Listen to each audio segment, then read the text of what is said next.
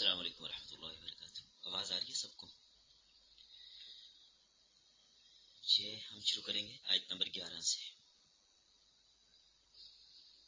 اعوذ باللہ من الشیطان الرجیم. بسم اللہ الرحمن الرحیم. ان الذین جاءوا بالافک، بے شک وہ لوگ جو لائے بہتان، عصبۃ منکم، ایک گروہ ہے تم میں. منافقین کا گروہ تھا، بظاہر اپنے آپ کو مسلمان کہلواتے تھے کافر منافق تھے. لا تحسبوہ، نہ خیال کرو اسے، شر لکم، اپنے حق میں برا، بل ہوا خیر لکم، بلکہ وہ تمہارے لیے بہتر ہے. لکل امرئ منہم، ہر آدمی کے لیے ان میں سے، ما وہ ہے، اکتسب من الاسم، جو کمایا اس نے گناہ. جتنا گناہ جس نے کمایا ہے اتنی اس کو اس کی سزا ملنی ہے. والذی تولی کبرہ، اور وہ شخص جس نے سرپرستی کی، تولا سرپرستی کی، اس بہتان کے بڑے حصے کی. وہ شخص جس نے سرپرستی کی اس بہتان کے بڑے حصے کی. منہم، ان میں سے، لہو عذاب عظیم، اس کے لیے بڑا عذاب ہے. دنیا میں ذلت ہے ہی ہے، آخرت کے اندر بھی اس کے لیے بڑا عذاب ہے جس نے سرپرستی کی. اس سے مراد عبداللہ بن ابی ہے. لولا اذ سمعتموہ، کیوں نہ ہوا جب تم نے سنا اس کو. جب یہ بات تمہارے سامنے آئی تھی، تم نے جب یہ بات سنی تھی، ایسے کیوں نہ ہوا. ظن المؤمنون، گمان کرتے مومن مرد، والمؤمنات، مومن عورتیں. مومن مرد حضرت مصطح اور حضرت حسان یہ مراد ہیں. والمؤمنات، مومن عورتیں حمنہ بنت جہش مراد ہیں. بانفسہم، اپنی جانوں کے بارے میں، خیرن، بلائی کا. وقالو، اور کہہ دیتے، ھذا افک مبین، یہ بہتان ہے کھلا. لولا جاءوا علیہ، کیوں نہیں لاتے وہ اس پر، باربعۃ شہداء، 4 گواہ. فاذ لم یأتوا بالشہداء، پس جب وہ نہیں لا سکے گواہ، فاولئک عند اللہ، پس وہ لوگ اللہ کے ہاں، ہم الکاذبون، جھوٹے ہیں. اللہ تعالی نے ضابطہ اور رسول بتا دیا کہ جو ایسی بات کرے تو 4 گواہ لائے، جو نہیں لاتا تو وہ جھوٹا ہے. ولولا فضل اللہ، اگر نہ ہوتا اللہ کا فضل، علیکم، تم پر، ورحمتہ، اور اس کی رحمت، فی الدنیا والآخرہ، دنیا اور آخرت میں، لمسکم، البتہ پہنچتا تمہیں، فیما، اس کے بدلے میں، افضتم فیہ، جس میں تم مصروف ہوئے، جس میں تم مبتلا ہوئے، عذاب عظیم، بڑا عذاب. استلقونہ، جس وقت تم لے دے رہے تھے، استلقونہ، جب اس واقعہ کے تذکرے تم کر رہے تھے، بألسنتکم، اپنی زبانوں کے ساتھ، وتقولون، اور تم کہتے تھے، بأفواہکم، اپنے منہوں کے ساتھ، اپنے منہوں کے ساتھ، ما لیس لکم بہ علم، وہ جس کا تمہیں علم نہیں تھا. وتحسبونہ ہینا، اور تم اسے گمان کرتے تھے ہلکی سی بات، تم یہ سمجھتے تھے کوئی بڑی بات نہیں ہے. وہو عند اللہ عظیم، لیکن اللہ کے ہاں وہ بہت بڑی بھاری بات تھی. اللہ کے ہاں وہ بڑی بھاری بات تھی، اس لیے کہ نبی کی بیوی پر تہمت تھی. ولولا اذ سمعتموہ، اور کیوں نہ ہوا جب تم نے اس کو سنا، تم کہہ دیتے، ما یکون لنا، کوئی حق نہیں پہنچتا ہمیں، ان نتکلم بہذا، کہ ہم گفتگو کریں اس بہتان کے بارے میں. یہ کہنا چاہیے تھا تمہیں. سبحانک، آپ کی ذات پاک ہے. ھذا بہتان عظیم، یہ بہت بڑا بہتان ہے. یعظکم اللہ، اللہ تعالیٰ تمہیں نصیحت کرتا ہے. اللہ تمہیں نصیحت کرتا ہے. ان تعودوا، یہ کہ تم لوٹو لمثلہ، اس کے مثل کی طرف، اس جیسی بات آئندہ نہ کرنا. اللہ تمہیں نصیحت کرتے آئندہ ایسی بات نہ کرنا. ابداً، کبھی بھی. ان کنتم مؤمنین، اگر تم ایمان والے ہو. وَيُبَيِّنُ اللَّهُ لَكُمُ الْآيَاتِ، اور بیان کرتا ہے اللہ تعالیٰ تمہارے لیے آیات. واللہ علیم حکیم، اللہ سب کچھ جاننے والا ہے اور حکیم، حکمت والا ہے. اس کو پتہ ہے واقعہ کی حقیقت کیا ہے. عبداللہ بن ابی نے سارا جھوٹ بنایا اور پروپیگنڈا کیا. بس یہ آیت نمبر 10 تھا، 11 تھا، 18. آج کے سبق میں ترجمہ آپ نے پڑھ لیا. دیکھیے سورۃ النور، درس نمبر 4، آیت نمبر 11 تا 18.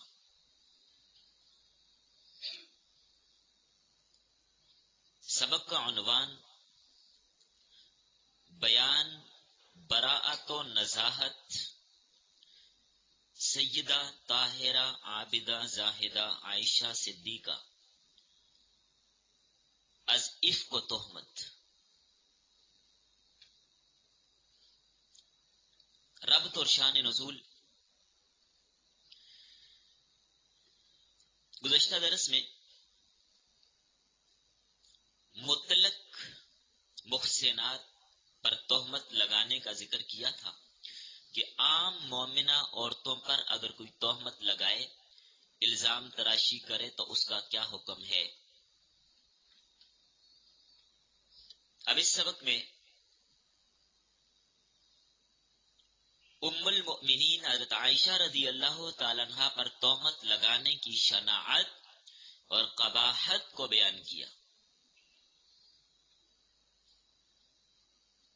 گزشتہ سبق میں عام محسنات پر تہمت کی شناعت کو بیان کیا گیا تھا. حضرت عائشہ کا درجہ بوجہ ام المؤمنین ہونے کے، زوجہ سید المرسلین ہونے کے، تمام محسنات مؤمنات سے بلند اور بالا ہے.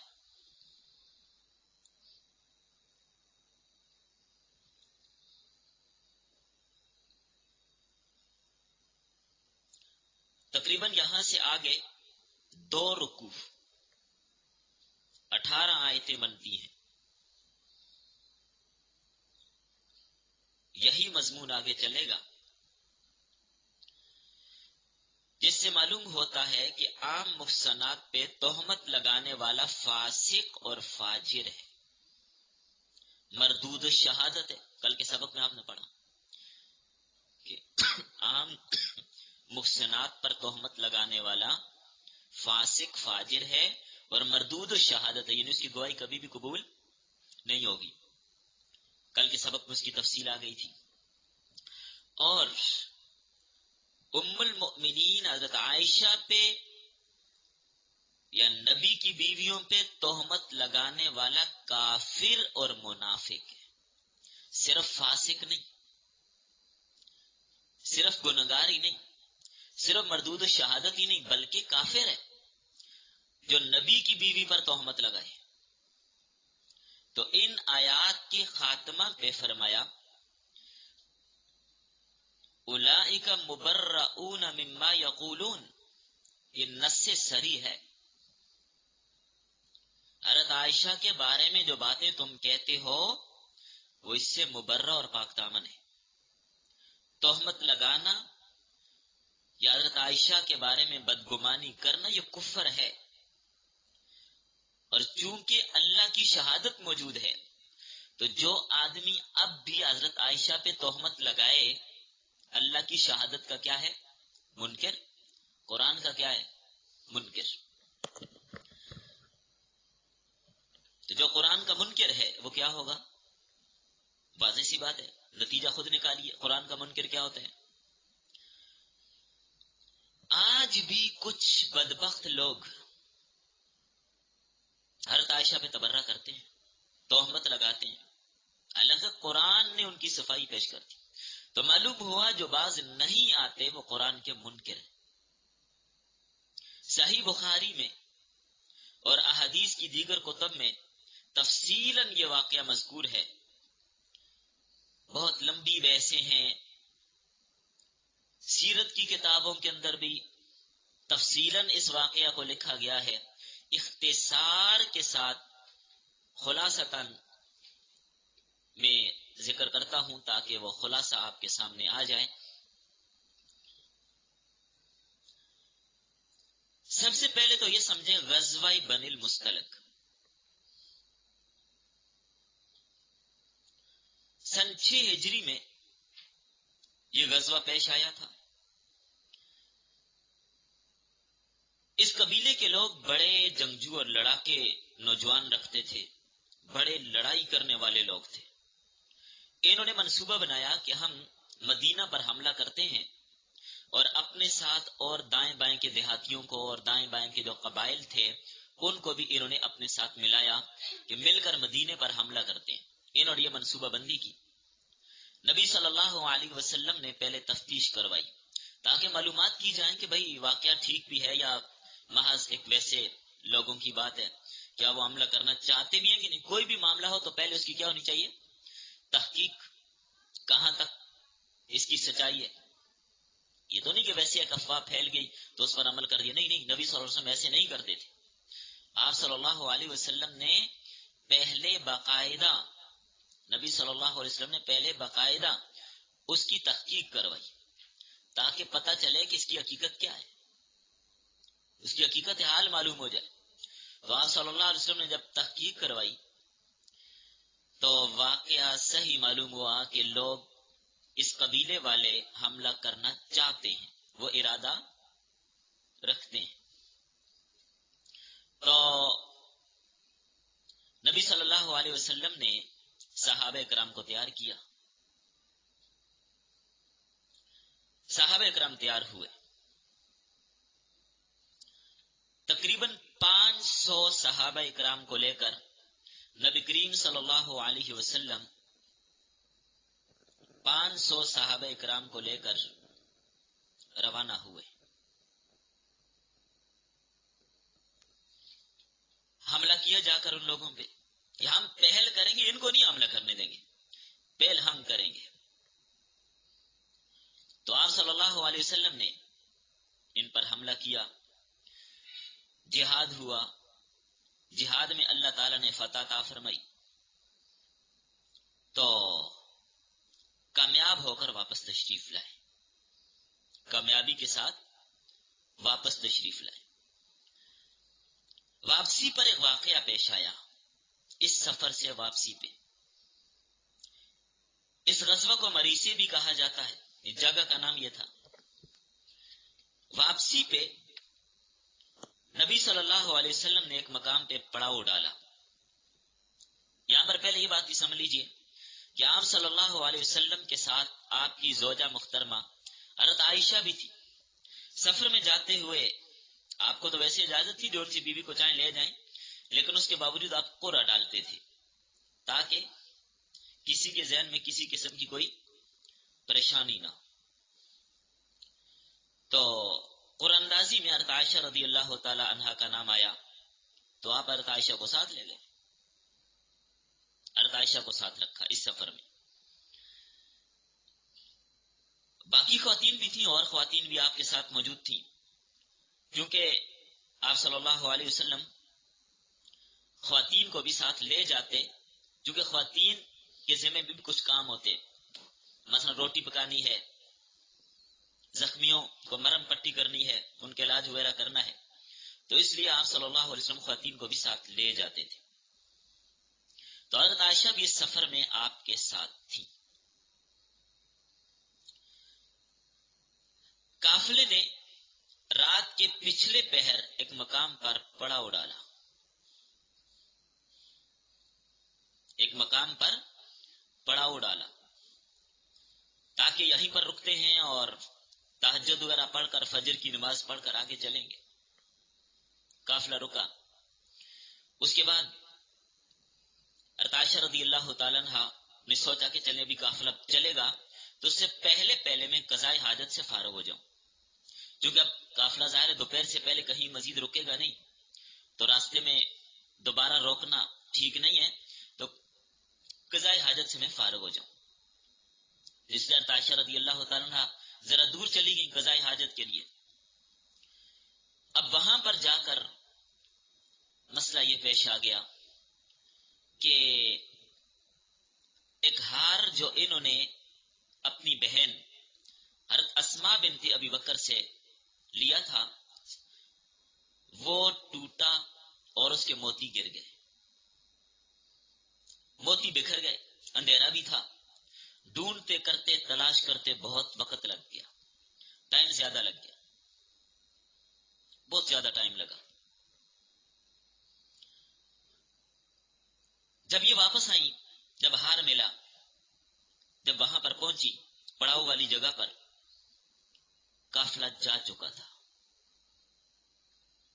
قافلہ نکل چکا تھا.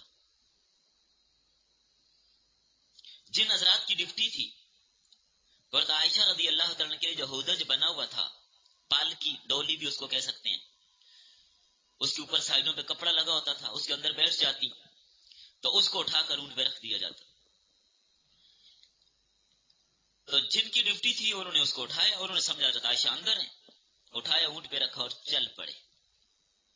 کیونکہ حضرت عائشہ رضی اللہ تعالی عنہا کی عمر اس وقت تقریباً 13 سال تھی، تو بہاری نہیں تھی، بالکل ہلکی پھلکی تھی، تو اٹھانے والوں کو پتہ ہی نہیں چلا کہ حضرت عائشہ اس کے اندر ہیں یا نہیں ہے، بالکل کوئی پتہ ان کو نہیں چلا. انہوں نے تو شک بھی نہیں گزرا، شبہ بھی نہیں گزرا کہ حضرت عائشہ اس میں نہیں ہوں گی. انہوں نے تو یہی سمجھا اندر موجود ہیں، اٹھایا اونٹ پہ رکھا اور چل پڑے، چلے گئے.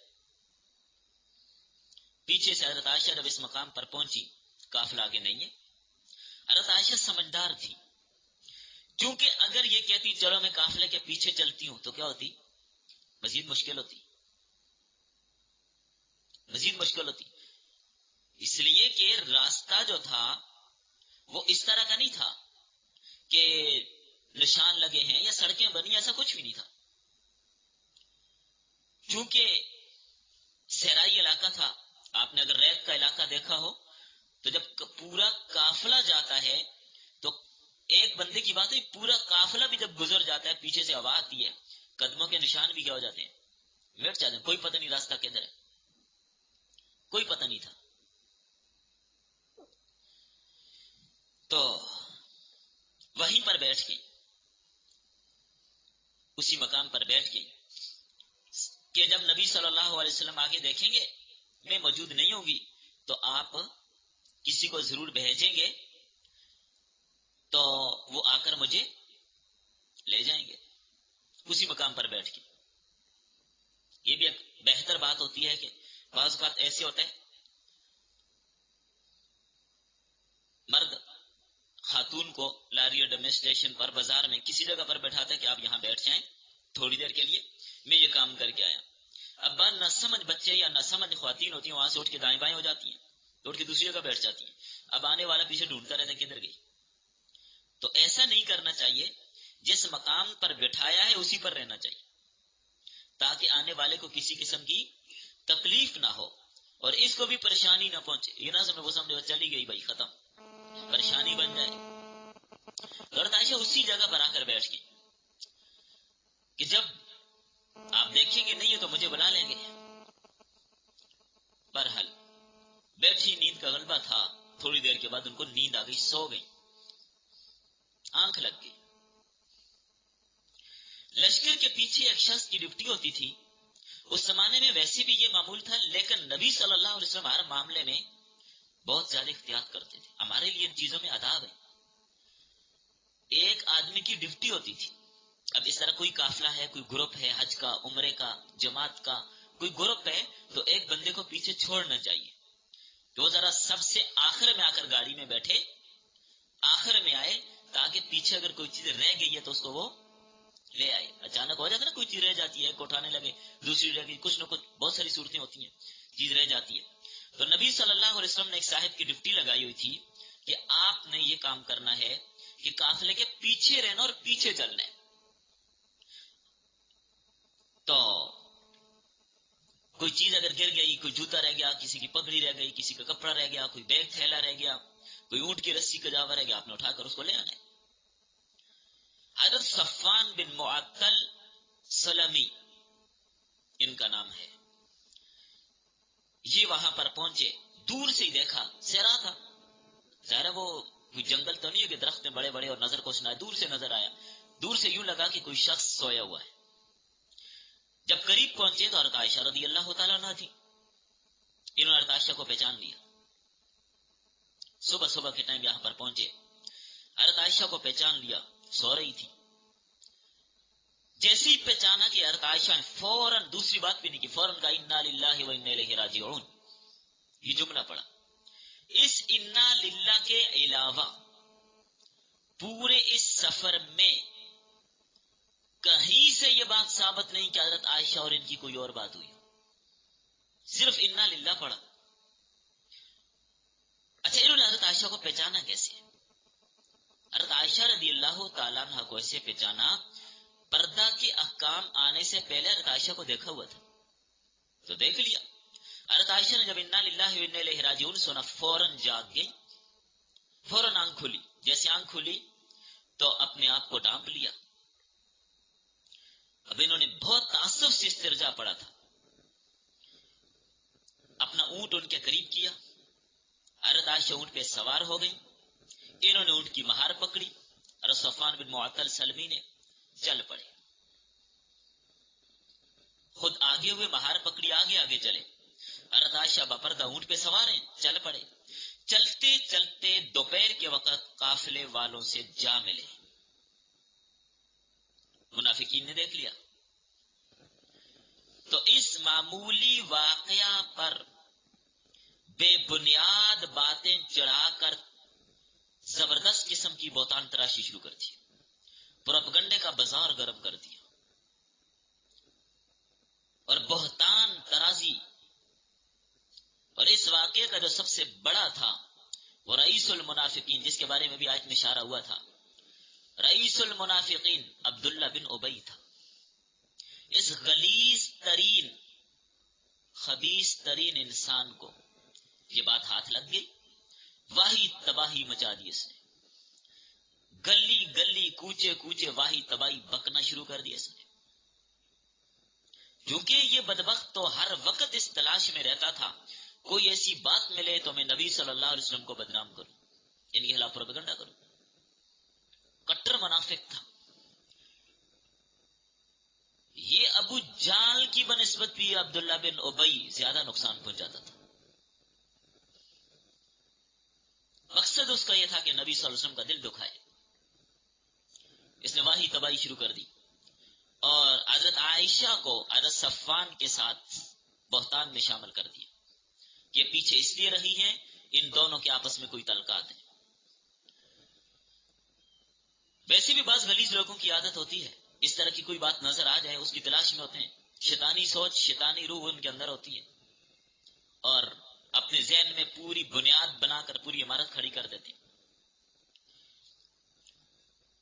تو یہاں پر فتنہ گو تو اصل منافقین تھے، منافقین نے یہ فتنہ اٹھایا تھا، لیکن بعض سادہ مسلمان بھی ان کی سنی سنائی میں آ گئے. بعض سادہ مسلمان،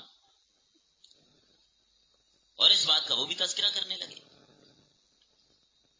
چونکہ انہوں نے یہ سمجھا کہ جب اتنی بڑی بات ہو رہی ہے تو کچھ نہ کچھ ہوا ہوگا. وہ بھی ان کی بات میں آ گئے. جیسے ابھی آیت میں ہم نے یہ بات پڑھی تھی کہ بعض سادہ حضرات،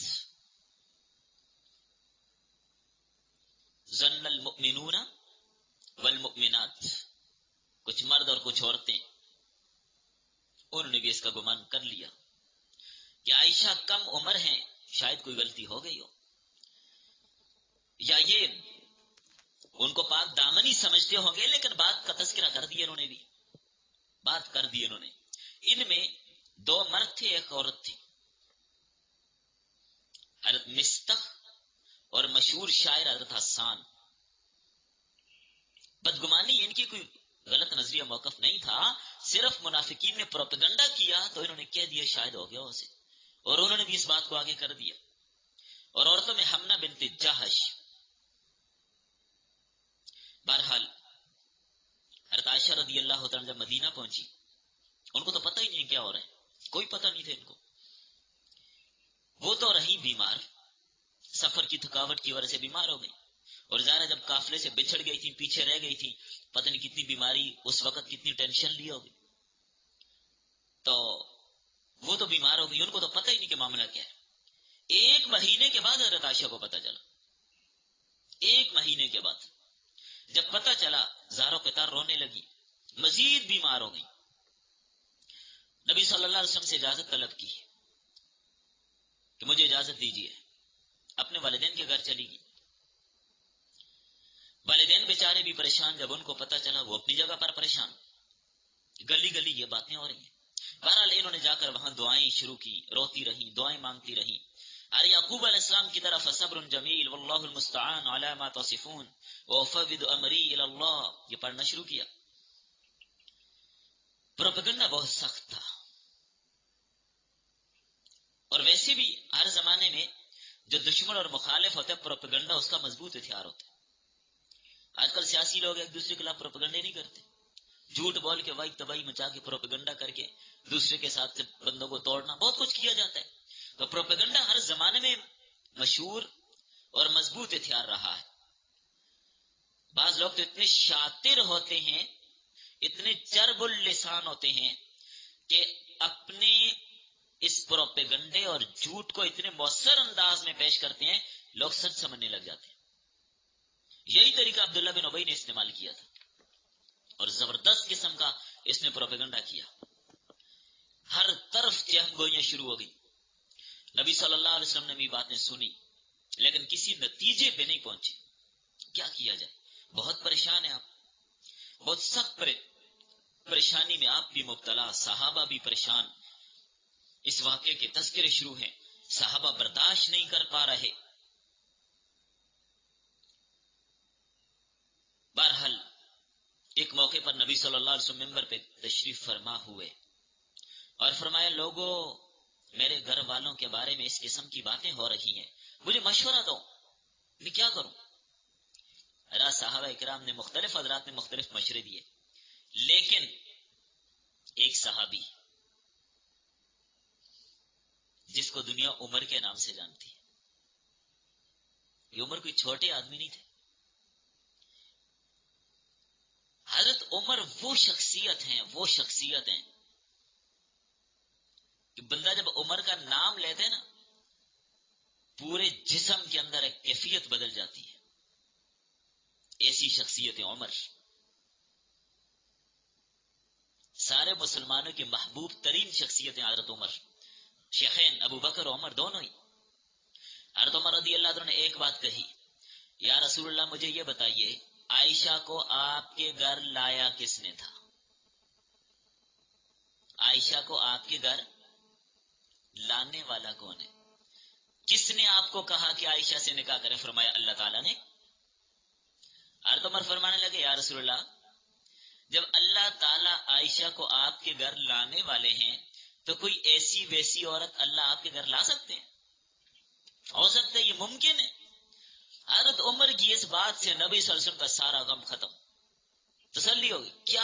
کیا بات کی حضرت عمر نے کہ نبی کو تسلی ہو گئی کہ آپ کے گھر اللہ لانے والے حضرت عائشہ کو. تو جو اللہ آپ کے جسم پر گندی مکھی نہیں بیٹھنے دیتا، وہ آپ کے گھر ایسی عورت کیسے لا سکتا ہے؟ جب نکاح اللہ نے کیا، انتخاب اللہ نے کیا، آسمانوں پہ انتخاب ہوا، جبرائیل پیغام لے کر آئے، جبرائیل نے تصویر آ کر دکھائی کہ یا رسول اللہ عائشہ کے ساتھ نکاح کا پیغام بھیجیں. کیسے ممکن ہے کہ عائشہ ایسی ہو؟ اللہ کے رسول کو بالکل تسلی ہو گئی. اس سے پہلے نبی صلی اللہ علیہ وسلم نے الگ الگ انفرادی طور پر بھی لوگوں سے مشورے کیے، پوچھا، جس سے پوچھتے ہو کہتے یا رسول اللہ بالکل کوئی پریشانی والی بات نہیں، عائشہ پاک صاف ہے. لیکن عمر کی جو بات ہے وہ کمال کی بات ہے. فرمایا باقی مومنین کو بھی ایسے کہنا چاہیے تھا نا. اب دیکھیں حضرت ابو ایوب انصاری کے بارے میں کیا عجیب بات انہوں نے کہی. ان کی بیوی نے بھی اس واقعہ کا تذکرہ ان کے سامنے کیا کہ لوگ حضرت عائشہ کے بارے میں ایسی بات کہتے ہیں. حضرت ابو ایوب انصاری نے کیسا جواب دیا. دیکھیں اللہ تعالیٰ کا منشا آج کے سبق میں جو آیتیں آپ نے پڑھی نا یہی ہے کہ مومنین کو چاہیے تھا، جو 2-3 اس میں استعمال ہو گئے، ان کو چاہیے تھا وہ سیدھی طور پر یہی بات کہتے. لوگ جھوٹ بولتے، جھوٹا پروپیگنڈا ہے، عائشہ پاک صاف ہے، یہی کہنا چاہیے تھا. حضرت ابو ایوب انصاری نے بھی یہ جملہ استعمال کیا. حضرت ابو ایوب انصاری کے سامنے جب ان کی بیوی نے اس بات کا ذکر کیا، فرمانے لگے مجھے ایک بات بتاؤ. اپنی بیوی کو پوچھ رہے مجھے ایک بات بتاؤ. ان کا جی کیا بولیے. کہنے لگے کیا تم ایسی کسی بات کا تصور کر سکتی ہو، تم کوئی ایسی حرکت کر سکتی ہو؟ اپنی بیوی سے پوچھا. تو حضرت ابو ایوب انصاری کی بیوی کہنے لگی نہیں میں تو تصور بھی نہیں کر سکتی. فرمانے لگے اگر تو ابو ایوب انصاری کی بیوی ہو کر اس کا تصور اور گمان بھی نہیں کر سکتی تو صدیق کی بیٹی اور نبی کی بیوی یہ تصور کیسے کر سکتی ہے؟ جھوٹ ہے یہ بات، پروپیگنڈا کیا ہوا ہے. بہرحال نبی صلی اللہ علیہ وسلم عائشہ سے براہ راست بھی بات کی تھی اور ان سے کہا تھا اگر کوئی ایسی بات ہو گئی ہے تو اللہ سے معافی مانگ لیجئے، یا نہیں تو پھر اللہ خود برات کا اظہار اعلان فرما دیں گے. تو عائشہ نے صرف اتنا ہی جواب دیا تھا فصبر جمیل، بس اور کچھ نہیں کہا تھا. تو بہرحال اللہ تعالیٰ کی طرف سے حضرت عائشہ کی برات پر، ان کی پاک دامنی پر، ان کی عفت پر قرآن کریم کی یہ آیات نازل ہو گئی اور قیامت تک کے لیے پاک دامنی پہ مہر لگ گئی. اب کسی منافق کی مجال نہیں کہ عورت عائشہ کے بارے میں کوئی بات زبان پہ لائے. فرمایا جو لوگ یہ واقعہ گڑھ کر لائے وہ ایک جھوٹا طبقہ ہے، جھوٹا گروہ ہے. صرف 3 مسلمان جو نادانی کی وجہ سے ان کے اس پروپیگنڈے کا شکار ہو گئے تھے، باقی اصل گروہ تو منافقین کا تھا، سازشی طبقہ پیچھے وہ تھا. عبداللہ بن ابی نے ساری منصوبہ بندی کی. مسلمان تو اس پروپیگنڈے سے بالکل متاثر نہیں ہوئے، وہ تو پریشان تھے، صحابہ تو پریشان تھے، وہ تو دوسروں کو بھی تسلی دے رہے تھے. اور اللہ تعالیٰ نے کس انداز سے تسلی دی ترجمہ آپ نے پڑھ لیا. انہی آیت کی میں تھوڑی وضاحت کر دیتا ہوں. بہرحال ترجمے کے اندر بھی بات یہاں سے آگے ساری واضح ہے. اللہ نے ان کو تسلی دی کہ اس پروپیگنڈے کو اپنے حق میں برا نہ سمجھو. ظاہر میں اگرچہ یہ بہت بری بات ہے، برا ہے، نبی کی بیوی پر تہمت ہے، لیکن حقیقت میں یہ انجام کے اعتبار سے برا نہیں ہے، بلکہ مومنوں کے حق میں بہتر ہے. کیوں؟ اس لیے کہ عائشہ رضی اللہ تعالی عنہا کی عظمت اور فضیلت اس سے مزید پکی ہو گئی اور حضرت عائشہ کے وکیل صفائی نے کفیل اللہ خود بن گئے. خود اللہ نے ان کی صفائی پیش کی اور 18 آیتیں نازل کر دی. اور یہی نہیں، اب یہ ایسی آیتیں مسجد کے محرابوں اور ممبروں سے قیامت تک پڑھی جائیں گی اور دنیا سنتی رہے گی. ہر گھر میں تلاوت ہوگی، حرمین شریفین میں پڑھی جاتی رہیں گی. تو قیامت تک کے لیے حضرت عائشہ کی عظمت اور شان ظاہر ہوتی رہے گی اور دشمن کے منہ میں خاک ڈلتی رہے گی.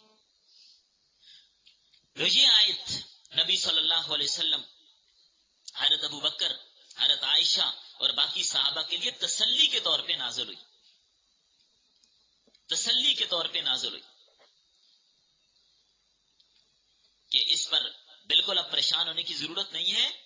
اللہ تعالیٰ نے اگرچہ بظاہر آپ سمجھتے ہیں کہ بات تو بہت بڑی ہے، لیکن لا تحسبوه شرا لکم بل هو خیر لکم، یہ تمہارے لیے بہتر ہے. اس میں اللہ تعالیٰ نے حضرت عائشہ کی شان اور فضیلت کو ظاہر کر دیا. اور آئندہ کے لیے بھی کوئی منافق، کوئی بد خصلت، کوئی اہل بیت نبوی کا دشمن اور مخالف، حاسد، اس طرح کی کوئی بات کرے گا تو قرآن کریم میں پہلے ہی جواب موجود ہے، پہلے ہی جواب موجود ہے. باقی جن لوگوں نے اس واقعہ میں حصہ لیا، ہر ایک کے لیے اسی قدر سزا ہے جتنا اس کے اندر وہ مبتلا ہوا. جتنی حد تک بات کی اتنی اس کو سزا ملے گی. اس کا تذکرہ بھی کیا لِكُلِّ امْرِئٍ مِّنْهُمْ مَا اكْتَسَبَ مِنَ الْإِثْمِ، ہر آدمی کے لیے اتنا گناہ ہے جتنا اس نے حصہ لیا.